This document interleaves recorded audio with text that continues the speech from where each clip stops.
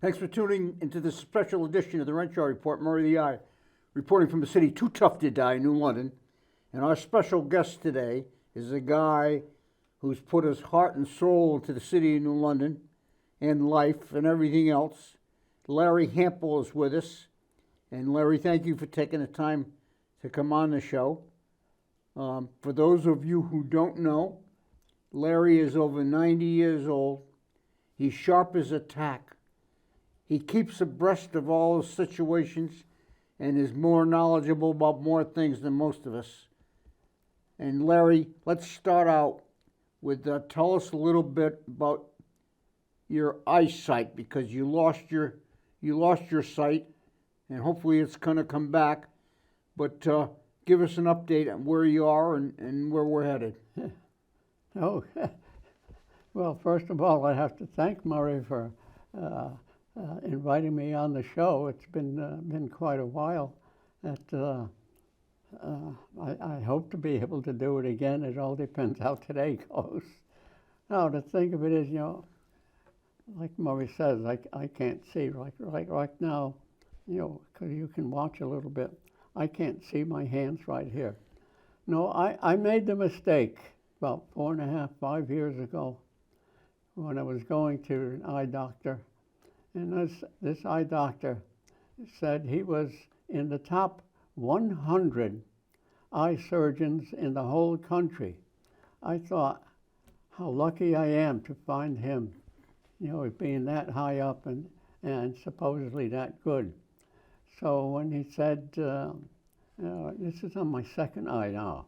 The first eye got screwed up with the cataract operation. I had 2 operations after that to try to bring that one back, but I couldn't.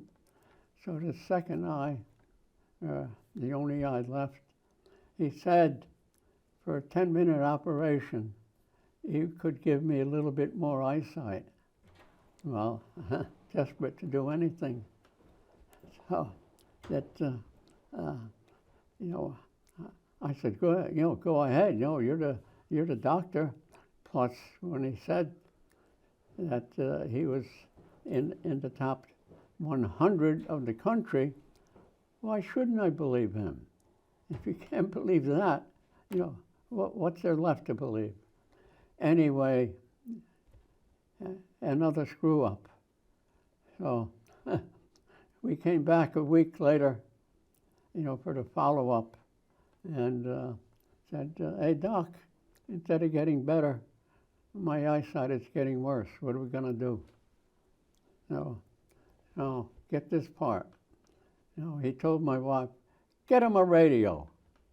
That was his treatment. So I've been using a radio for the last 5 years. It's been going downhill. Larry, you ever think about switching doctors? Well, that was my first mistake. I believed him because he said he was the top 100 eye surgeons, not just an eye doctor, eye surgeons in the whole country. And so I believed him, because I found out since then, going to different ones for so-called second opinions, that if you're not their patient to begin with, they just go through the motions. They don't really do that good an exam, and they don't have much to say. Well, I've gone to at least 7.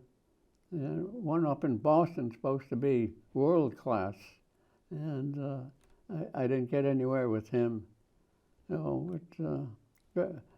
Very disappointing trying to find somebody, and we got this doctor.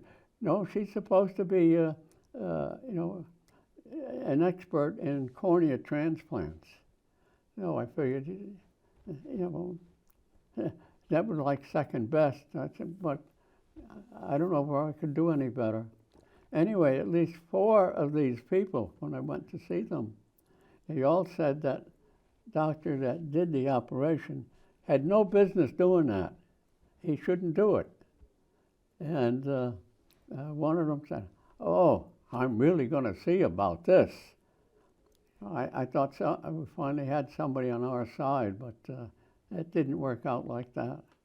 They'll say it privately, but they won't say it publicly. So anyway, that's enough of that. But I'm saying that what happened is he stole 5 years of my life. Not only that, he stole 5 years of my wife's life.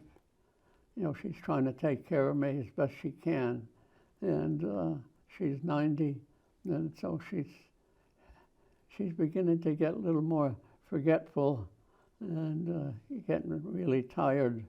So it's tough on her. So anyway, so with regard to what's going on in the world, you rely on the radio for your information. Yeah. There is one girl or a woman. Her husband died about 1.5 years ago.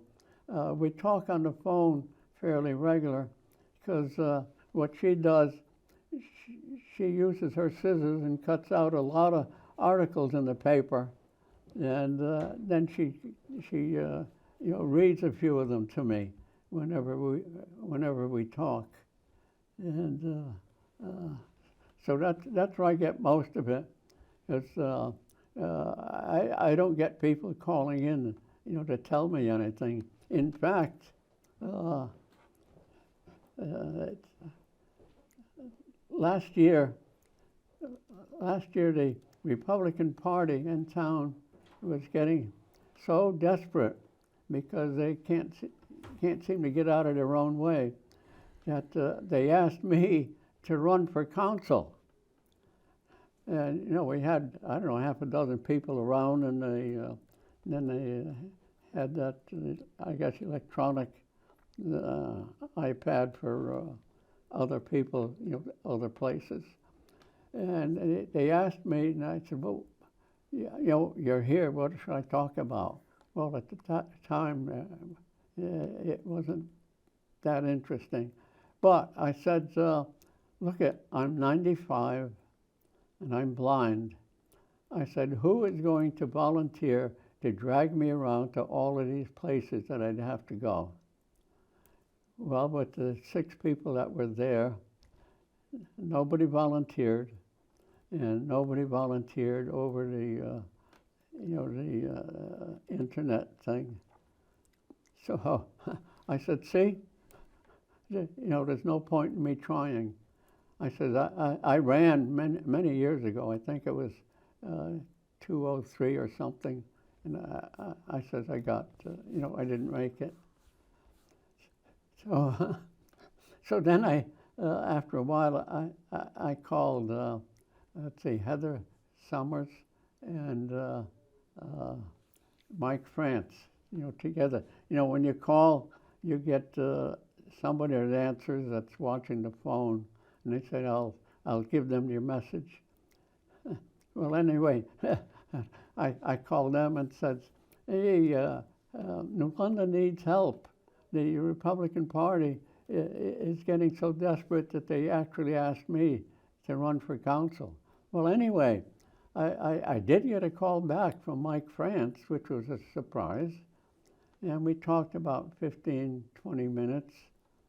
And, he sounded interested. And I said, well, why don't you stop by and I'll give you a real earful of what's going on. Well, he said he would, but he never really did show up. So that's pretty much what, it's been like. Not very interesting, just sitting there all day. Larry, I got a lot of questions Oh. on the way we report on issues. Yeah. In our local area and the whole world. In my example, I'm an example guy. Yeah. The example I'll give, I was looking at my electric bill. Ah. And on the electric bill, to the right, there's a separate charge for public benefit, it said. So Yeah. I don't want to pay that charge for public benefit, and I called Pura up. Yeah. and asked them about it, and they told me that was a charge that was instituted by the legislature. Oh, So my point is, the newspaper or whoever will do a report on an issue, but they don't tell both sides of the story. oh, The other side of that particular story is who proposed this law that requires electric payers to pay additional fees for public benefit. I'd like to know who supported it, because I don't want to support them in the next election. oh, yeah. And the argument holds true for every article and every proposal and every new law that comes up. Somebody's trying to further it at somebody else's expense.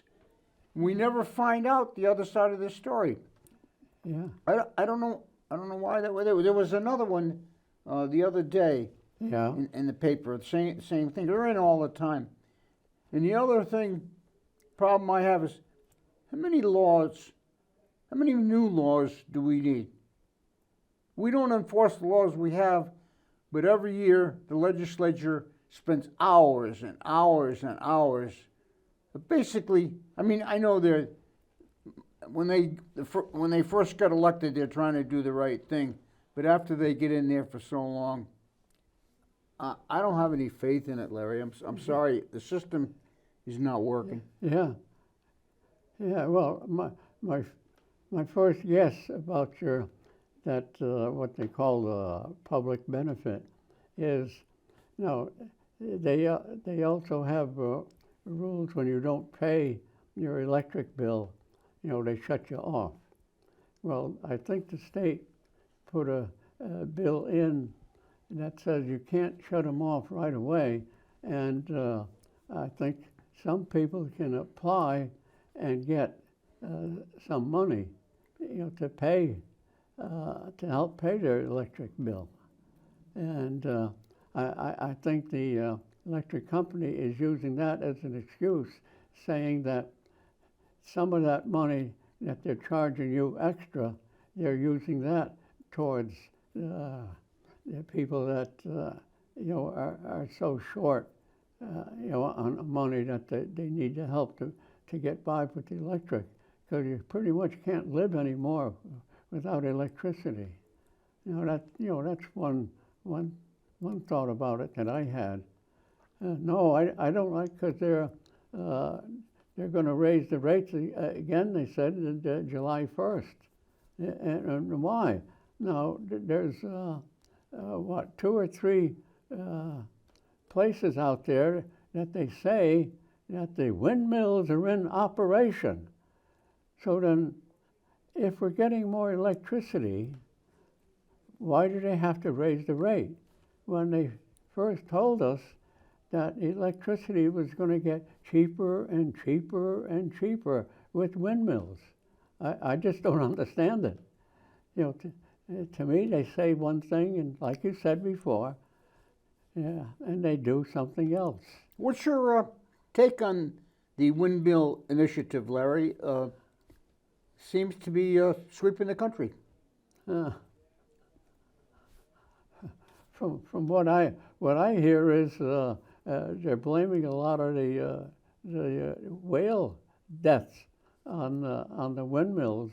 Well, now they're saying it's not exactly the windmills, but some of the boats that have special sonar that give a much better signal for the bottom, because they're looking for a flat spot on the bottom, and the noise from these new machines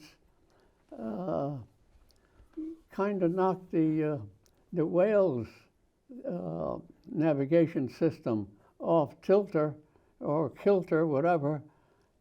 And one story was that after a while, the whale actually comes up to the surface to more or less look around or to stay up. I assume to stay up there a while to get their bearings again, but that's when they get run down by one of the big ships coming in, and that's why there's been reports of so many dead whales lately. And there's something like, last I heard, I think was about 22 of them, the real big whales. So I don't know, Murray. They say everything, but they hide most of the information. So do you support windmills? Oh, the windmills? No, I don't support it. In fact, my very first letter that I wrote to the opinion section of the paper, I brought up the subject of windmills and solar panels. And the big thing I was pushing in that first letter was, the governor wanted to fill in that section of State Pier that's in between the two docks, and that they said it was 7 acres. Now just imagine, 7 acres, that's big enough for 14 houses. But if you were in town where they allow smaller lots, it'd be room for 28 houses. Now, over all of these years, people could not go down there and dig for clams, right in between the docks. I know it had to be deep. I can only guess, because I don't hear, that it's about 30 feet deep there. So clams have been growing there, I should say happily, for years and years. And I come up with, again, I don't hear the information. I got to try and figure it out. That it's 304,000 square feet that the governor wanted to fill in, and my estimate was that there was a million clams there. Now, he didn't allow anybody to go in and harvest the clams. He just came in with dump trucks and buried all of those clams alive. Now, each one of those clams filters 4 gallons of water, every day. 4 gallons of water, that means they clean out, microscopic, we can't see it, microscopic animal and vegetable life. And these animal and vegetable life, eat oxygen. So they're saving at least 4 gallons of water, every day, and they're saving the oxygen that's in it. Now, some years ago, we had a fish kill. The DEP or whoever at the time said that they call it apoxia, where there's no oxygen in the water, so the fish just suffocate, die, and come floating up to the top. Now, I don't know if Murray, if you remember seeing that some years back, and when I called and tried to find out anything, I asked, this past year, I kept my fingers crossed that we didn't have that case of anapoxia because they had just buried alive 1 million clams. So anyway, I've been writing letters to the editor ever since. I wrote another 10 or maybe even 8 after that, but even the second one, the paper refused. And what do you mean they refused? I don't understand. They refused to put it in the paper, and I had a girl come over because she said she can take dictating, and while I'm talking, she could put it in her computer. So once it was in her computer, then she would email it to the local paper and the Hartford paper and especially to Lee Elsie and Rocky, and she did all of that for me. But the second, third, and I guess fourth letter, a girl from the paper called and gave excuses why it was, well, it's too long, and one was a mistake on my part. I thought about it later, and I said, yeah, because I was talking to a fellow in Anchorage, asking him questions about the pipeline. So he was so full of information about the Alaska pipeline, and reeling off numbers to me, and I couldn't memorize all of them. So on that particular letter, I wrote one number wrong. So anyway, I told the censor in the paper, well, they didn't call him censor, but that's what he is, about the mistake. I said, put in a number that you like. That'll make you happy, because I just wanted that question answered. Well, anyway, they didn't put it in, and then I wrote other articles, other letters. It got so I even called the owner. I was told who the owner was, got the phone number, and I asked him, maybe you could help me, give me advice, what could I do so I could get past your censor? Well, anyway, I said to him, most of the letters that I had sent in, just what they were, and he didn't say one way or the other if he liked it or not, and that was the end of it. But since then, anything I sent in, they wouldn't even answer me anymore.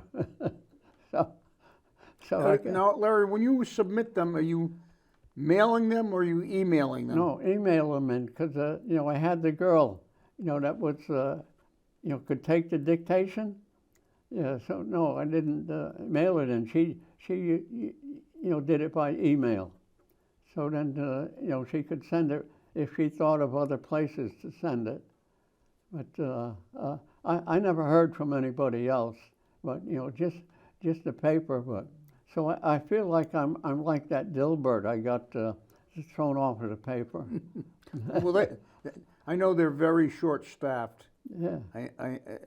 No, it's not. They're going through something. Well, yes, they're going out of business. No, for years now they've had other places doing the printing for them, so they have to send it out. And now, well, what was it? 8-10 months ago, I can't remember. They finally left the building, or I don't know if it might still be the same, but they have a new owner of that building. And so they have to pay rent, and my guess is they're slowly strangling themselves and going out of business. Because if you notice lately, no, I can't see it, it's just what I hear, that like this one guy, Dave, Collins, I think, mm-hmm. he's doing much better on his articles in the paper. For some years, he was so independent. He didn't care about you at all, Murray. He didn't care. He just wrote whatever he wanted. But now, lately, he's been writing more letters or articles that are somewhat both sides of the story. Like you say, they only write, one side. Well, every once in a while, he puts in something that's a little bit, more fair than he used to be. And, that reminds me of something else. I heard just the other day that Kevin Blacker, was in court the other day, and his next court date is sometime in July. And I'm going to try and remember to give him a call later to find out when it is in July, just so I could go. I guess, I heard that he volunteered to repair the damage that he did to those signs when he painted them pink down by the state pier, and no, they won't accept it. So, because they want to try to persecute him, the same as anybody else that doesn't agree with them. And so that's pretty much on. Larry, you told me before the show.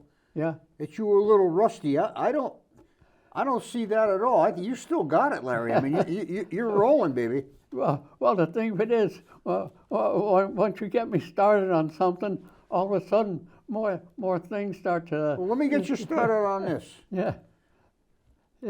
So you're 90 plus years old. Yeah, 95. And I want to check your ID. I don't believe it. I'm not allowed to carry an ID anymore. I haven't had $1 in my pocket for the last 5 years. Let's start with the Lee Elsey show. Yeah, Lee. Yeah. Lee works very hard. Oh yeah. And I can't listen to the whole show. I listen to.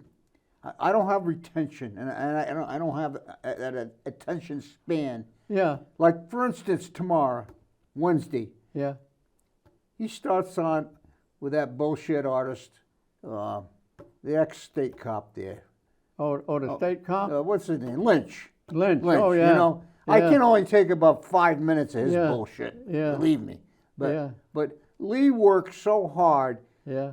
You feel that he's making any headway with regard to the political situation in his backyard? He tries like hell. Well, I say he makes more people aware of different things, but in the end, he asks the same question, for the last couple of years, and he gets a lot of people excited about they wanted to do something, but Lee always wants to know, well, why don't they do anything? Well, to me, there's a very simple answer, and he hasn't said it yet, but maybe he will sometime.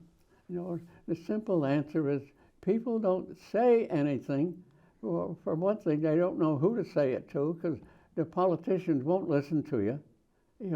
They might say, but that's about all you get. But the real reason is retaliation. Now, that's what they're doing to Trump right now. So just imagine if they did it to you, Murray. Or, I'd get upset if they did it to me. Well, in a way, they've been doing it to me for years, so. But I think that's what one of the real reasons is. So, I don't know. I like one of Lee's guests. Yeah. Is the ex-congressman. Oh yeah. Yeah, Rob Simmons. Oh, Rob is always very articulate. And, Yeah. No, that's not the guy I'm talking about. This guy was from New York. Oh, that other. He's not a popular guy with Lee's. Yeah, that senator that didn't get elected anymore. Yeah, he's a baseball player. Yeah. I like, but the shame of it, a station in New York, which I listen to as well, which is WABC. Yeah. That guy there's making millions of dollars. Yeah. And Lee does a better job than he does right here in New London, Connecticut. And he's not making any kind of money that that guy's making. And I find it I feel it very unfair. Yeah. Oh yeah. But speaking of that, Yeah. now you're over 90 years old. Yeah. How important is this election, and why is our country so divided, Larry? Well, I don't know how far back you'd have to go, but just think of it. People don't have to work anymore, so they sit around and talk more. They wind up complaining about things that they should be handling themselves. A lot of little things. You don't have to get up first thing in the morning and go out and weed the garden, because if you don't weed the garden and you don't have veggies to last you through the winter, you are going to starve to death all on your own. So we don't have that anymore. Now look at the kids. Now they have what? $20 an hour for a kid to, like they used to say, sling hamburgers. $20 an hour. Now, back when I was 15, I had to walk to town, go to the church to get my birth certificate, then walk back into town to the town hall and register. At 15 is when I got at that time they call it working papers. So that was my Social Security number. So I got that, and then I walked down the hall to at that time, it was during the war, to the, like the rations office, they called it. And I went in to ask for a priority so I could get a bicycle. I said, I can get a job with the farmer, but it's so far away, I'd never get there on time if I had to walk. I could do it with the bicycle. So they gave me the priority. So then I had to walk to the other end of town again. So we had a Western Auto Store. That was the closest thing to a hardware we had in town. And, I showed the salesman my priority for a bicycle.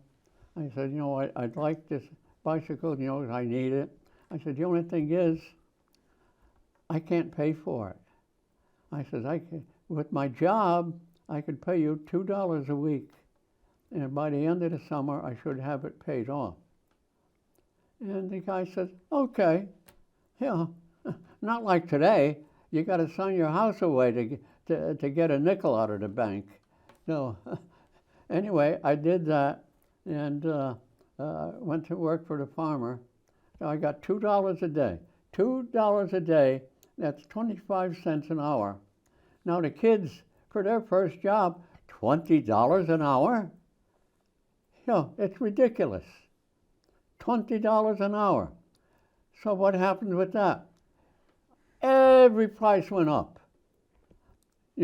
First off, everybody cheered because they're going to get $20 an hour, minimum wage. Then the same people complain. All the prices went up. Look at the price of gasoline, groceries, heating oil, everything. No, to me, see, the kids nowadays, they don't have to work if they wanted any kind of spending money. Their father or mother, just give it to them, whatever it is. Here, kid, here's $20. Go have a good time. No, you don't worry about it. You don't have to come back and weed the garden or help pick veggies because your mother is busy the rest of the day trying to can some of those veggies so we can eat during the winter. Well, you don't have that kind of thing going on anymore. So they have too much time on their hands. If they want to go to football practice or whatever, Ma, give me a ride down there, would you, huh? Okay. No, me personally, as far as high school sports go, I never saw a baseball game from our high school. I never saw a football game. And I went just once, to try out for baseball, and there was one pitch, and I hit it. Well, at that time, the coach was, making slow pitches so they could hit just to see what the kids were doing. Anyway, I was outfield, and I caught about 3 of the high flies without a glove. Oh boy, did my hands sting. So after that, I went home. I said, no, I can't try to go out for the team. I said, I don't have the money, to buy my own gloves. So I just gave it up. But but you're winding up asking me more about what I was when I was young, but we got other things to talk about. Because I was still talking about my first letter that I sent in, and I said, years ago, now I have trouble trying to remember the number. I said we had, I think, 140 ships come in to be unloaded at the state pier. I said, we're down to 4, just 4. And I was talking to the mayor at that time. It wasn't that long ago. And I said, don't you want to bring that place back up again? But, the mayor said, he didn't care about State Pier. What do you mean you don't care about it? I said, you got, 65 jobs still down there. Don't you care about that? They make money and they pay the taxes here in town. He said, no, he didn't care. So you see, they talk about politicians helping. No, they don't help, because he had something else in mind. But of course he wouldn't tell us, at that time. For years they've been saying Ocean Beach is the jewel of New London. Well, in my first letter, I said, well, State Pier is the treasure chest of New London. So you can make some money out of that. We're 5-6 miles away from the ocean. It's a straight shot coming in. So the ship owners like it. They come straight in. They don't have to hire so many pilots. A pilot for the just outside of the ocean. And speaking of the ocean, some time ago, if you remember, Block Island used to be in the ocean. Well, some politician got together and said, well, we can't turn that into a gambling den if it's out there in the ocean. Or no, it wasn't in the ocean. It was in the sound waters, Block Island Sound. Well, we're just going to move the ocean from Montauk Point into the race. And that'll put Block Island in the ocean, and then we'll be legal to have gambling there. But luckily the people living there kicked them all out. But of course they didn't change the ocean again. They couldn't. Anyway, the ship coming in, from the race, is pretty much a straight shot right through the channel in the harbor, and practically straight to the State Pier. So they liked coming in. It was fairly easy. Plus the other thing was, the guys that worked there didn't belong to that big union. So just say, for instance, when the ship was bringing in steel, well, they used to bring in lumber for some years when the building boom was on. Now they were bringing in steel, and the crew down there could unload the ship in 3 days. Now, that same ship could have gone to the Baltimore harbor. It'd take 4 days to unload, plus the so much more pilots to get into that big harbor. Here, they didn't need the pilots like that. So they came in, and so they would go back for another shipment a day early, so they could come and make more trips. So this is, New London is about halfway between Boston and New York. We should have shipping coming into New London, but the governor, no, he wants to put up windmills and solar panels. Well, what are you going to do when the solar panels are all up and the windmills are all up? Oh, we'll just let it die. So then they were going to just abandon it. I said, Mike, what are you doing here? Why are you letting that go so easy? Well, we know why, of course. But, But really, Larry, yeah, wasn't that a state issue? Because the city never owned State Pier. The state owned State yeah, Pier. that's right. That's right. And all of those years, the town never did anything about getting it back. Now, here's one thing. Nobody's going to believe this.